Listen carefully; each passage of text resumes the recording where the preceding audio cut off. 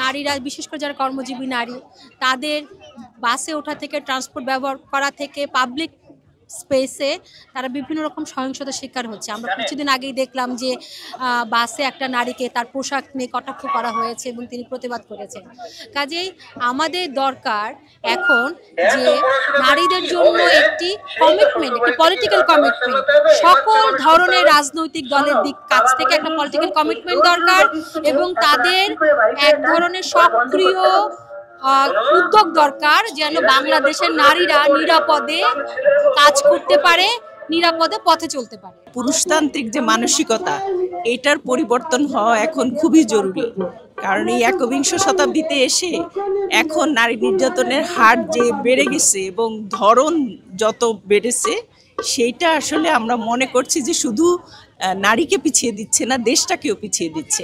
এজন্য আমরা মনে করি যে এই যে পুরুষের যে মানে চিন্তা চেতনার যে পরিবর্তন, পুরুষতান্ত্রিক মানসিকতা, শুধু পুরুষ না, পুরুষতান্ত্রিক মানসিকতা এটা নারী পুরুষ উভয়ই ধারণ করে।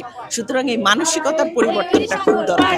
নারীর নির্যাতনের বিরুদ্ধে আন্তর্জাতিক প্রতিবাদ স্বরূপ আমরা নারী পক্ষ থেকে এখানে সমবেত হয়েছি একসাথে, এবং আমাদের এবারের মানে নারীর জন্য এবারের প্রতিবাদ্য বিষয় হচ্ছে নারীর জন্য রাজনীতি করি, সহিংসতা রোধে সকলে একসাথে লড়ি। আপনারা নিজেরাই দেখতে পাচ্ছেন যে আসলে আমরা যতই বলি না কেন যে আমরা পরিবর্তনের জন্য একটা নতুনভাবে এগিয়ে চলেছি, আসলে নারীর নির্যাতন বন্ধ হয়নি।